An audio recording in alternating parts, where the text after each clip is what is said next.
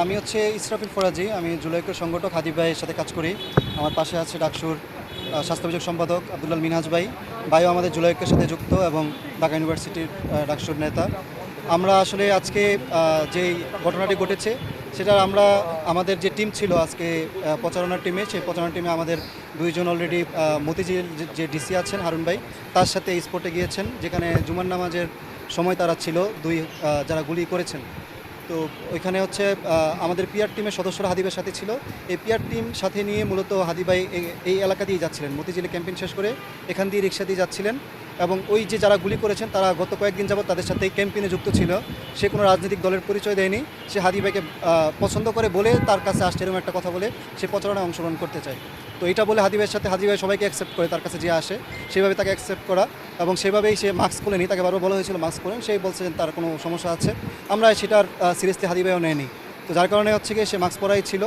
যখন হচ্ছে গিয়ে এখানে জুমার নামাজ পরে এদিক দিয়ে যাচ্ছিল তারা, তখনই হচ্ছে তারা মুখোমুখি অবস্থায় ছিল। ওর এই হাদি ভাই রিক্সা দিয়ে যাচ্ছিলেন, তার পিছিয়ে আরও দুইটা রিক্সা ছিল আমাদের টিমের। হাদি ভাইয়ের সাথে হাদি ভাইয়ের ভাই ছিলেন। তো ওই সময় হচ্ছে তারা পাশ থেকে গুলি করে, তার গুলিটা সম্ভবত কানের এই পাশ দিয়ে লেগে মাথায় ঢুকে যায়। তো এখন সার্বিক পরিস্থিতি হচ্ছে এই পর্যন্ত আছেন। আমরা রমনা ডিসি মাসুদ ভাইয়ের সাথে আমরা শাহবাগে বসেছিলাম, তার সাথে কথা বলেছি। মতিঝিলের যে ডিসি, তার সাথেও আমাদের হারুন ভাইয়ের সাথে মিটিং হয়েছে এবং সেই স্পটে গিয়েছেন। আমাদের যে বিষয়গুলো মিনহাজ ভাই মূলত আইনগত বিষয়গুলো ডিলস করতেছে আমাদের দীর্ঘ সময়ের জন্য। ভাইকে অনুরোধ করবো আইনগত বিষয়টা একটু বলার জন্য। আমি আব্দুল্লাল মিনহাজ, ডাকসুর স্বাস্থ্য পরিবেশ সম্পাদক। তো শুরু থেকে হাদি ভাইয়ের আমরা সুচিকিৎসার জন্য আমরা ডাক্তারদের সাথে কথা বলে আসছি। হাদি ভাই হচ্ছে এখন ঢাকা মেডিকেল কলেজে চিকিৎসার জন্য ডাক্তারের সর্বাত্মক প্রচেষ্টা এখানে চালিয়ে যাচ্ছেন। আর তারই ধারাবাহিকতা আমাদের কাছে মনে হয়েছে যে হাদি ভাইয়ের উপরে যে আক্রমণটা হয়েছে, এটা হাদি ভাই যেভাবে বাংলাদেশের পক্ষে উচ্চকিত কণ্ঠে কথা বলে গিয়েছেন, ভারতীয় আগ্রাসন এবং ভারতীয় আধিপত্যবাদের বিরুদ্ধে যেভাবে সবসময় উচ্চকিত কণ্ঠ ছিলেন, তারই ধারাবাহিকতায় ভারতীয় যেই এজেন্সিগুলো আছে সেখান থেকেও হতে পারে, অথবা যে কোনো রাজনৈতিক প্রতিহিংসার কারণেই হতে পারে, যেটার ডেপথ এই শত্রুতার জায়গাটা অনেক গভীরে। তো সেই জায়গা থেকে যারা এরকম টার্গেটেড শ্যুট করেছে, এবং আপনারা খেয়াল করে দেখবেন শ্যুটটা এমনভাবে করেছে একেবারে কানের নিচ বরাবর হয়ে ঘাট দিয়ে গুলিটা বিদ্ধ হয়েছে। তো সেইখানে নিশ্চিতভাবে তার মৃত্যু নিশ্চিত করার জন্য এই আক্রমণটা চালানো হয়েছিল।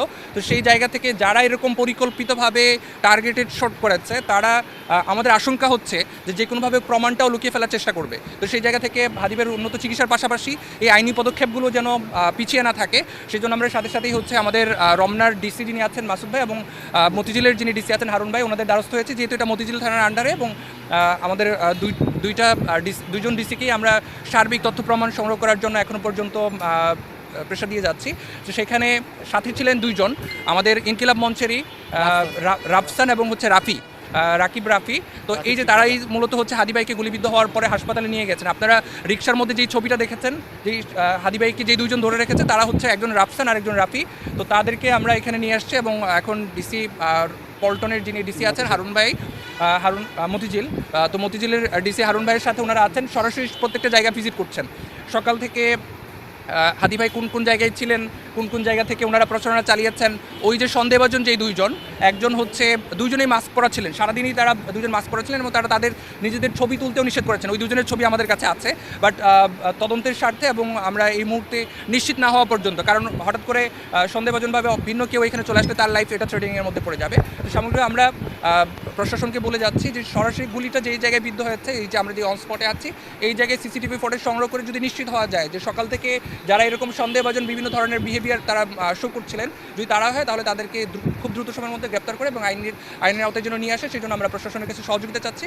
এবং আমরা প্রত্যক্ষদর্শীদেরকে সরাসরি এখানে নিয়ে আসছি, তারাও যেন আমাদেরকে তথ্য প্রমাণ দিতে যেন সহযোগিতা করতে পারেন। এই হচ্ছে এখনও পর্যন্ত সামগ্রিক অগ্রগতি।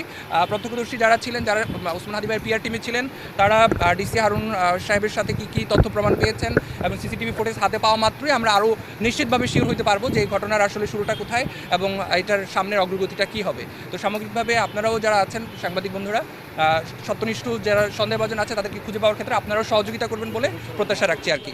হঠাৎ করে কোনো এই ধরনের ইস্যুগুলোতে, ন্যাশনাল ইস্যুগুলোতে হঠাৎ করে ছোটো একটা ভুলের কারণে দেখা যেতে পারে নিরপরাধ যে কেউ এখানে আবার লাইফ থ্রেটিংয়ের মধ্যে পড়ে যেতে পারে। সেজন্য নিশ্চিত হয়ে আমরা একেবারেই যে আসামি যে এই ধরনের সন্ত্রাসী কার্যক্রমের সাথে জড়িত ছিল, আমরা তাকেই ট্রেস আউট করে প্রশাসনের সহযোগিতায় তাকে আমরা আইনের দ্বারস্থ করতে চাই। তাকে খুঁজে পেতে আপনারা সহযোগিতা করবেন এই প্রত্যাশা ব্যক্ত করছি।